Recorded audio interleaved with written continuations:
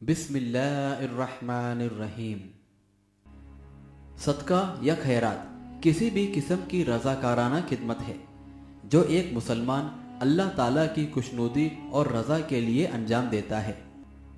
सदका किसी को पैसे देने की सूरत में भी हो सकता है, खाने पीने की अशिया की सूरत में भी, कपड़ों जूतों की शक्ल में भी, किसी की रहनुमाई करके भी, किसी को तालीम देकर भी, और इनके अलावा भी भलाई के किसी सूरत में भी हो सकता है।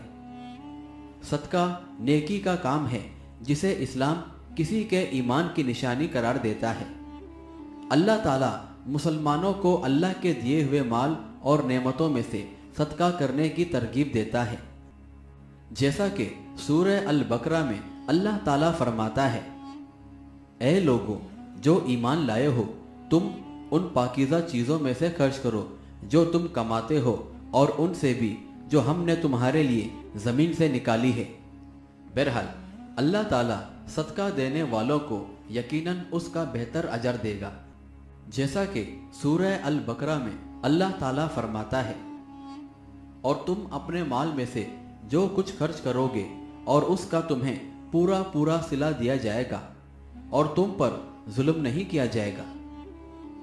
और सूरह रोम में अल्लाह ताला फरमाता है, और तुम अल्लाह का चेहरा उसकी खुशनुदी चाहते हुए जो कुछ बतौर ज़कात दो, तो ऐसे लोग ही अपना माल कई गुना बढ़ाने वाले हैं। और अल्लाह ताला सूरह अल बकरा में फरमाता है, अल्लाह सूद को मिटाता है और सदकात को बढ़ाता है।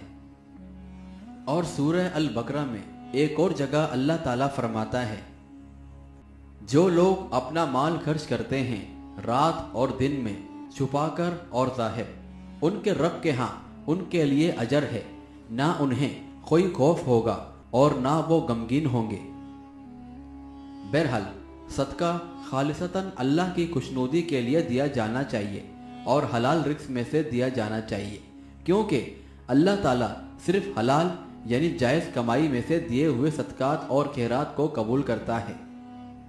सदका माल व दौलत तक ही महदूद नहीं, बल्कि एक मुसलमान का हर नेक अमल सदका है, बशर्त ये उसे सिर्फ अल्लाह ताला की रज़ा और खुशनुदी के लिए किया जाए।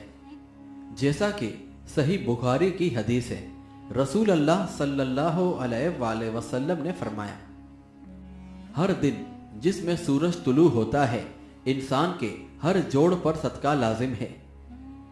वो दो आदमियों के दरमियान अदल व इंसाफ के तकाज़ों के मुताबिक फैसला करे तो ये भी एक सदका है।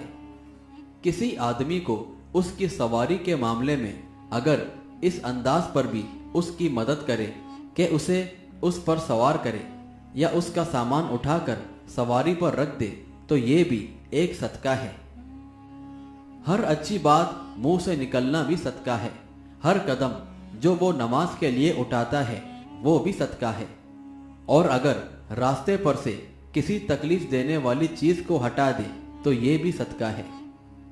और सही मुस्लिम की हदीस है, रसूल अल्लाह सल्लल्लाहु अलैहि वसल्लम ने फरमाया, हर तस्बीह यानी सुबहान अल्लाह कहना सदका है, हर तकबीर अल्लाहु अकबर कहना सदका है, अल्हम्दुलिल्लाह कहना सदका है, ला इलाहा इल्लल्लाह कहना सदका है, नेकी का हुक्म करना सदका है और बुराई से मना करना सदका है।